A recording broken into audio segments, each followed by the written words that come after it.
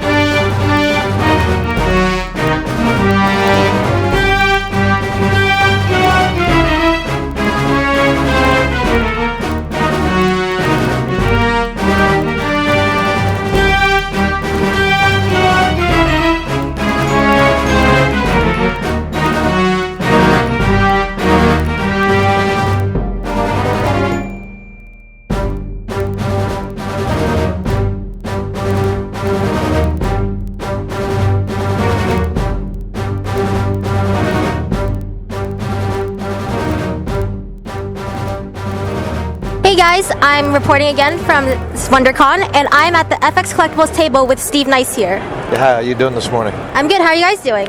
We're doing really good. Awesome. So how are you enjoying the con so far? It's awesome. This is actually my first as an artist being with the product at the first con, so it's pretty amazing to see all the folks. That is very cool. So what is your product exactly?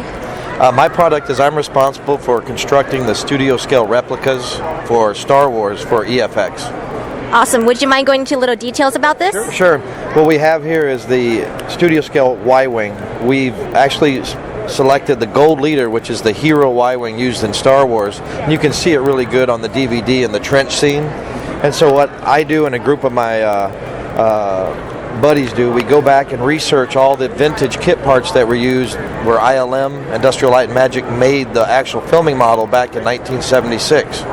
So thousands and thousands of kits, years and years of research have gone into providing the fans with the most accurate model possible.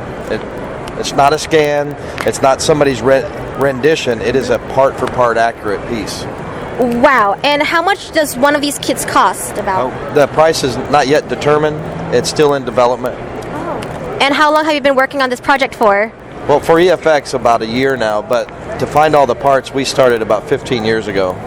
Really? 15 years just to make a single piece that requires the intricate detail? Well, most of the ships that were made for filming use a lot of the same parts. So as you study for one, you start finding things for the other one. And so I'm saying in 15 years, that's when we started studio scale building.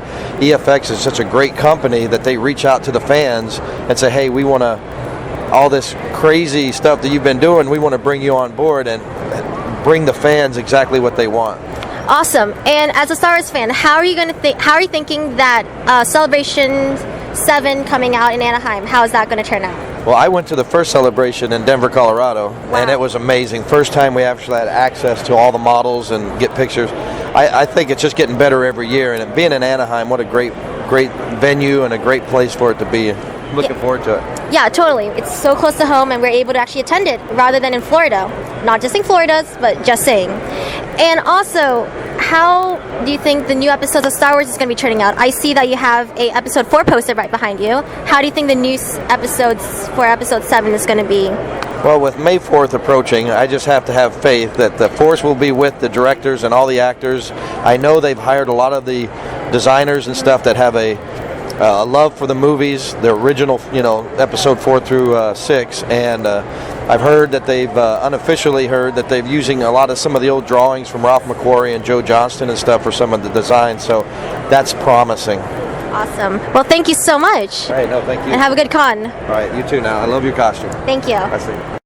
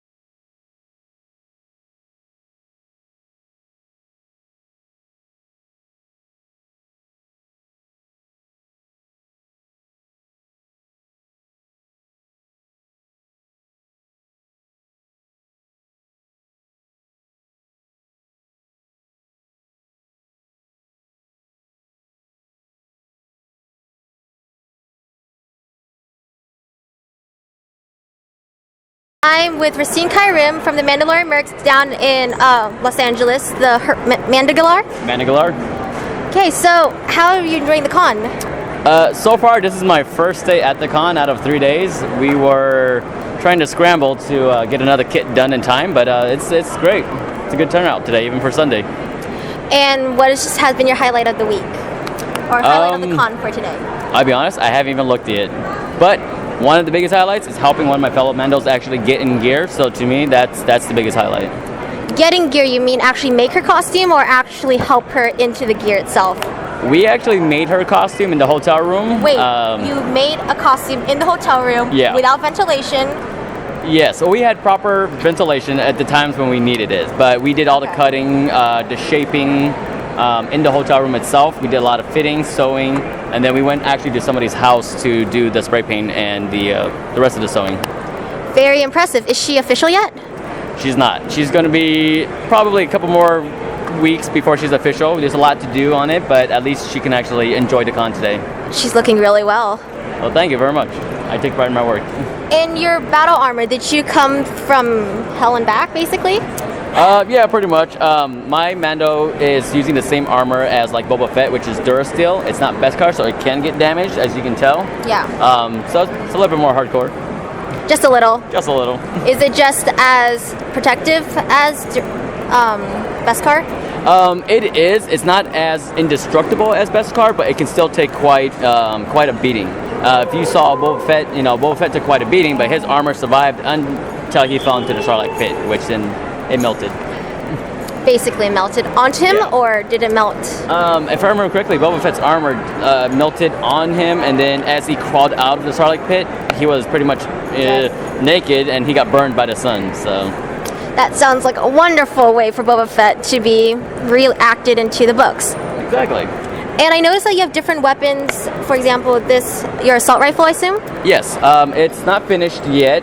It is a Nerf weapon. It needs to be modded, of course. Right now it's just painted, so that has something to use for today.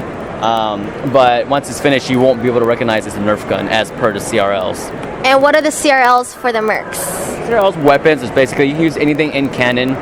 You do have to cover all the screw holes if it is a toy. Like this one right here, I think you can still see.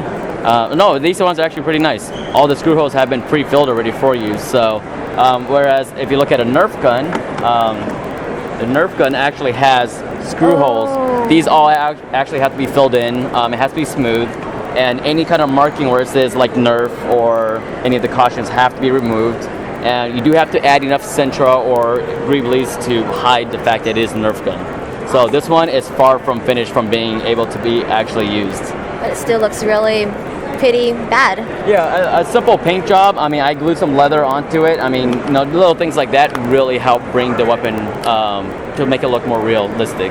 And could you explain your character? Do you have a backstory towards it? I don't quite have a backstory yet. Racine Kyrim means pale death just because the armor is white, but I don't quite have a background story yet. Awesome. Well, thank you. And is there anything you'd like to add? I think everybody who wants to join, go on the websites. I don't remember the www.com, but just Google Mando Mercs. Awesome. Well, thank you. Thank you.